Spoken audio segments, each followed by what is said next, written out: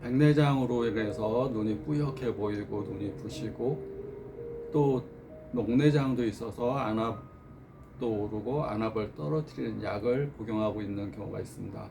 연세가 들게 되면 눈이 많이 불편한 증상이 생기는데 왜 눈이 불편한 증상이 생기냐면 우리 인체에서 가장 가는 혈관이 가장 모세혈관이 많은 부위가 콩팥의 부신 부위와 그 다음에 눈에 있는 망막에 있는 가장 모세혈관이 많이 있고 그 다음에 머리. 우리가 이제 눈은 돌출된 뇌라고 볼 수가 있습니다. 돌출된 뇌. 그러니까 눈은 밖으로 뇌의 일부가 보이는 겁니다. 우리 송가체라는 데가 멜라토닌을 분비하는 뇌의 일부가 송가체인데 약 미간 사이에 여기 제3의 눈에 해당되는 동그란 부위, 약 미간 사이에 이 부위에 송가체라는 게 있습니다. 그래서 멜라토닌을 여기서 분비하게 됩니다. 나이가 먹으면 어깨가 석회화가 되면서 오십견이 오고 또 수정체가 노화가 이루어지는 백내장이 오듯이 여기도 송가체라는 것은 솔방울 모양으로 생겼다는 얘기입니다. 솔방울 모양으로 생기는 뇌의 일부가 여기 있습니다. 그래서 여기서 하는 역할은 멜라토닌을 분비하는 역할하고 멜라토닌이 하는 역할은 감정을 조절하고 멜라토닌 분비가 잘 돼야지 기쁩니다. 근데 멜라토닌 분비가 적으면 우울하고 기쁜 게 없게 되고 또 잠을 잘 자게 하는 역할을 멜라토닌이 하게 되는데 분비가 적으면 잠이 안 오고 깊은 잠을 잘 깨고 또 잠을 자야지 내 몸이 청소하고 해독하고 또 새로운 충전, 배터리 충전하듯이 충전이 되는데 충전이 안 되게 됩니다. 즉 멜라토닌이 분비가 적어지게 되면 밤에 숙면을 취할 수가 없고 우울증이 생길 수가 있고 항상 피곤한 상태로 몸이 유지가 되게 됩니다. 그러니까 피곤하다는 얘기는 혈관 내의 혈액이 해독이 안 된 상태, 청소가 안 된 상태, 에너지 충전이 덜 된 상태, 그런 피가 인체의 60조의 세포로 순환이 되게 되면 세포들이 변형돼 가고 노화돼 가고 찌꺼기가 쌓이고 순환이 안 되고 병명은 여러 가지라도 노폐물이 쌓이면서 동맥을 통해 산소 영양분이 공급돼야 되는데 산소 영양분도 적게 공급되고 정맥을 통해서 노폐물과 이산화탄소가 배출돼야 되는데 노폐물과 이산화탄소, 노폐물도 배출이 잘 안 되고 그러면서 혈관 내에 찌꺼기들이 계속 쌓이면서 그 찌꺼기가 눈에 쌓이면 노안, 황반 쪽에 쌓이면 황반 변성, 관절에 쌓이면 퇴행성 관절염, 여기 손가체에 쌓이면 손가체의 퇴화 현상, 어깨에 쌓이면 오십견, 뼈에 쌓이면 골다공증, 발 뒤꿈치에 쌓이면 족저근막염, 통풍. 찌꺼기가 자꾸 쌓이는 겁니다. 찌꺼기의 성질에 따라서 요산이 쌓이면 통풍이고 석회화가 이루어지면 손가체, 오십견, 손가체의 퇴행성 변화. 또 드루젠의 노폐물이 쌓이게 되면 황반변성, 노폐물들이 자꾸 쌓이게 됩니다. 낮과 밤에 양에 의해서 우리는 살아가게 되는데 음과 양, 또 형체와 에너지에 의해서 우리는 살아가게 된다. 형체는 몸이고 몸이 있으면 에너지가 있습니다. 에너지를 높이는 방법은 E = MC 제곱입니다. M은 우리가 체중이라고 볼 수도 있고 우리 몸의 질량이라고 볼 수도 있습니다. 거기다 C는 속도입니다. 질량이 그 E는 에너지입니다. 내가 활력, 에너지가 얼마나 센지, 기초에너지 대사량이 얼마나 센지, 그것은 E = MC 제곱. M, 질량의 C는 속도입니다. 몸이 가만히 있고 움직이지 않고 누워있고 그러면 속도가 굉장히 느려집니다. 최소한의 속도, 그걸 기초대사량이라고 그럽니다. 가만히 있어도 소모되는 열량. 가만히 있으면 혈액순환이 잘 안 되고 혈액 내 노폐물이 끼고 혈액순환이 안 되면서 노폐물이 더 쌓이고 노폐물을 떨어주는 것이 운동입니다. 우리가 운동하기 싫은 사람은 누워서 부모 운동이라고 그러고 누워서 팔다리 들어 올리고 이렇게 이 기계가 이렇게 움직이게 하는 운동이 있습니다. 누워서 팔다리. 자기가 힘이 되면 스스로 발 올리고 손 털고 누워서 손 털고 하면 여기 쌓이는 혈관에 쌓이는 노폐물들이 이렇게 운동에 의해서 이 순환이 됩니다. 모관 운동. 우리가 나무가 바람이 불어야지 그 나무가 움직이면서 아래 뿌리 쪽에 있는 영양분과 물을 저 이파리와 열매까지 품어 올릴 수 있듯이 운동이라는 것은 그런 대사를 빠르게 하는 가장 대표적인 방법입니다. 실명이 있고 눈이 안 보이고 그러기 전에 운동을 하는 거. 운동을 하게 되면 혈압이 안정되고 혈당이 소모가 되고 또 호르몬도 행복 호르몬이 분비가 됩니다. 우리는 이 행복과 불행이 있습니다. 사람은 항상 이렇게 그 사는 동안 힘들다고 생각하게 됩니다. 사는 동안 행복감보다는 뭔가 고통이다, 산다는 것은 힘든 거다라고 생각하게 되는데, 유명한 철학자들이 얘기했습니다. 사람은 두 가지 비로 고통받고 있다. 하나는 번아웃, 너무 많이 해서 지쳐버리는 거. 하나는 보어아웃, 너무 지루해서, 너무 가난하고 없을 때는 막 너무 열심히 살고, 너무 부자가 되면 이제 여행 다니고, 여행도 이제 처음에나 좋지, 지루하고, 맛있는 거 찾아다니고 돈 쓰는 것도 지루하고, 과와 불급 사이에서 중간이 없다, 이렇게 보시면 됩니다. 너무 부족하면 가난한 거고, 너무 부자면 돈이 돈으로 안 보이는 겁니다. 돈으로 추구할 수 있는 만족도도 높지 않게 됩니다. 그래서 여행이라는 걸 돈 번 사람들이 다니는데 여행도 힘듭니다. 비행기 타는 거, 기다리는 거, 비행기 타고 가는 시간 또 힘듭니다. 노는 것도 힘든 겁니다. 그래서 뇌는 어떤 때 행복을 느끼는가? 뇌는 놀 때 행복을 느끼지 않습니다. 뇌는 일할 때, 일하는 우리 힘들다고 생각하는데 뇌는 일할 때 행복을 느낍니다. 어떤 일에 몰입할 때, 어떤 일이 있을 때, 일이 있는 사람, 직업이 있는 사람, 뭔가 할 일이 있을 때 뇌는 행복하게 느끼고, 두 번째, 운동할 때. 두 가지라고 그럽니다. 두 가지. 사람은 운동할 때 누워있으면 편안할 것 같고, 누워있으면 좋을 것 같고, 행복할 것 같은데 뇌에서는 편안함을 안 느낀다고 합니다. 운동할 때 행복감을 느끼고, 일을 위해서 활동할 때 행복감을 느낀다고 합니다. 사람은 두 가지가 필요하다고 합니다. 하나는 목표, 두 번째는 재미. 목표가 없는 인생은 항상 조그마한 거에 상처를 받습니다. 조그마한 거에 가슴 아파합니다. 조그마한 거에 마음 아파합니다. 우리가 배를 타고 가는데 여기 밑에만 쳐다보면 어지럽습니다. 멀리 쳐다봐야지 안 어지럽고, 내가 걸어갈 때 밑에만 이렇게 쳐다보고 가면 어지럽습니다. 이 앞에만 보고 쳐다보게 되면 어지럽습니다. 근데 배를 타고 갈 때 여기서 저기 어느 섬까지 갈 거야, 어느 또 미국까지 갈 거야, 이 배는 태평양까지 갈 거야 라는 목표가 있으면 밑에를 쳐다보는 게 아니라 그 목표를 쳐다보게 됩니다. 그러면 지금의 고난이나 어떤 힘든 것은 전혀 힘들지 않습니다. 작심 3일로 사는 사람이 있고 작심 1년으로 사는 사람이 있습니다. 작심 3일로 사는 사람은 3일 단위로 괴롭습니다. 뭐가 힘들고, 누가 나한테 무슨 말을 했고, 뭐가 어떤 일이 힘들고. 근데 작심 10년으로 사는 사람은 1년이 지나도 새로운 달력을 쓸 필요가 없습니다. 10년 가운데 10분지 1이 지났네. 2년이 지나면 10년 가운데 10분지 2가 지났네. 멀리 보기 때문에 앞에 잔잔한 것들은 보지 않게 됩니다. 당연하게 잔잔한 건 보지 않게 됩니다. 10년을 위해서 지금 한 걸음 한 걸음 걸어갈 뿐이다, 이렇게 생각이 됩니다. 그런 목표가 뇌에서 행복을 느끼게 하는 거고, 두 번째, 재미있는 인생. 자기가 한 가지라도 자기가 재미있게 느낄 만한 취미. 사람이 목표만 가지고 살게 되면 다 목표 이룬 다음에 이게 뭐야, 아무것도 아닌데 내가 이것 때문에 10년을 고생했나? 이렇게 생각할 수 있습니다.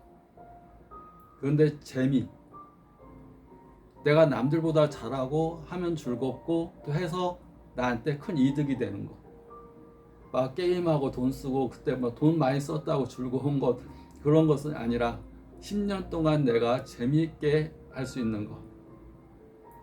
재미가 있으려면 그거를 잘해야 됩니다. 남들보다 잘할 때 더 재밌고 재밌으니까 더 열심히 하고 더 열심히 하니까 더 잘하고 재미라는 것은 잘할 때 생기는 겁니다. 그리고 매번 그 생각을 할 수 있을 만한 자기한테 맞는 거.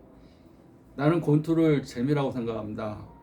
왜냐하면 첫째, 나이가 먹어서 건강 이전에 건강해야 돼. 나이가 먹어서 안 아파야 돼. 이전에 남한테 얻어맞지 않아야 돼. 이게 생각이 먼저입니다.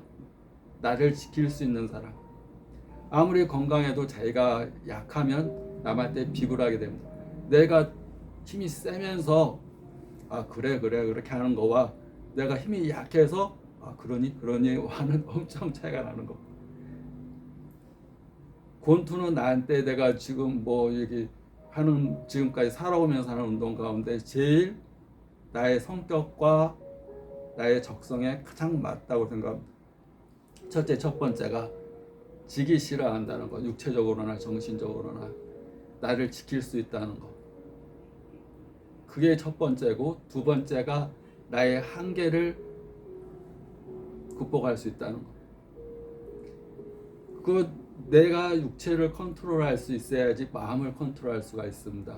권투라는 것은 좀 강한 운동입니다. 강한 운동. 그 강한 운동을 통해서 강인한 마음이 생기게 하는 겁니다. 그래서 권투가 좋습니다. 내가 이렇게 좋아하고 이걸 목적 의식을 가지고 할 때 실력이 느는 거고, 실력을 늘어서 내가 잘하게 되면 이게 나의 취미가 되고 나의 장점이 되고 나의 재미가 됩니다. 남들 골프 좋아하는 사람들은 맨날 골프 생각하고 그럴 수 있지만 나는 골프는 맞지 않습니다. 왜냐하면 골프는 이기는 운동이 아닙니다. 내가 누구와 딱 1대1로 맞짱 떴을 때 내가 나를 지키고 나의 상대방을 이길 수 있는 권투가 나한테는 적성이 훨씬 많습니다. 아무리 내가 60, 70, 80, 90이 먹어도 내가 지는 거, 육체적으로나 정신적으로 지는 것을 원하지 않기 때문에 권투는 의미가 있습니다. 나한테.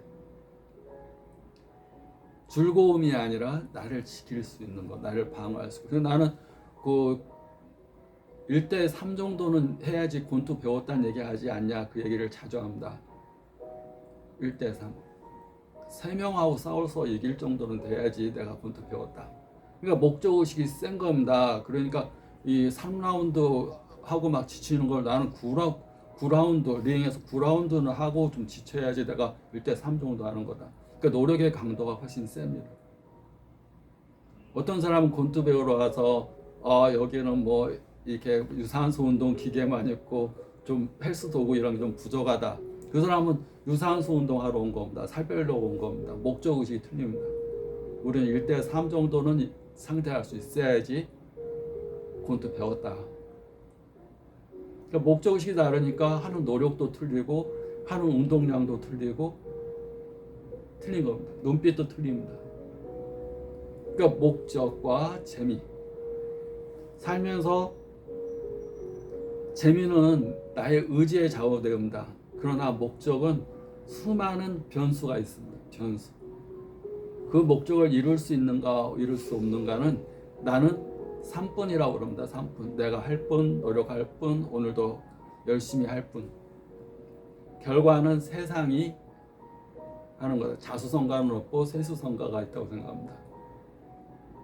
내 의지와 상관없이 여러 가지 변수에 의해서 어떤 기회가 오기도 하고 기회가 안 오기도 하고 기회가 왔는데 준비가 안 돼가지고 그걸 내 걸로 못 만들기도 하고 수많은 기회. 난 이미 패를 썼는데 패를 쓴 다음에 기회가 와버립니다.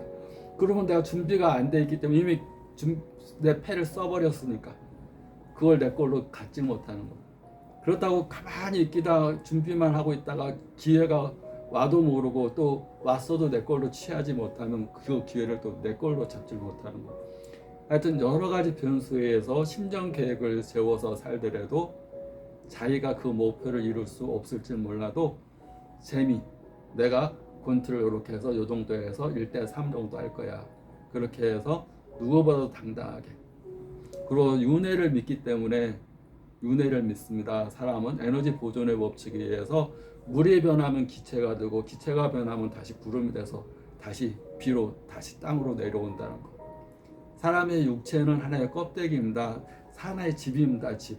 그 안에 정신과 마음과 영혼이 담겨 있다가 육체가 에너지가 빠져나가면 뻣뻣한 강시, 이 경직이 이루어지면서 형태, 이 속고보드처럼 이 형체만 남고 집만 남고 영혼은 하늘로 올라가 버립니다.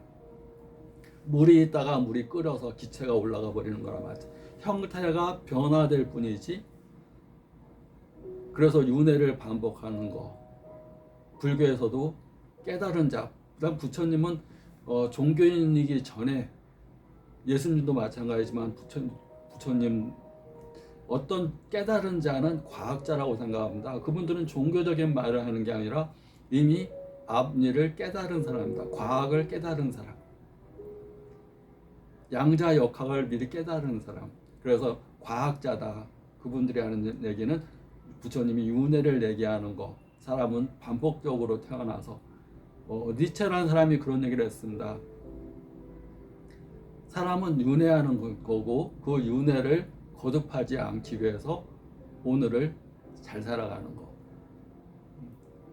그런데 똑같은 행동을 반복하면 똑같은 거 반복합니다. 오늘과 내일이 똑같으면 오늘 내일이 똑같이 반복되듯이 오늘과 내일이 다른 게 있어야 돼요.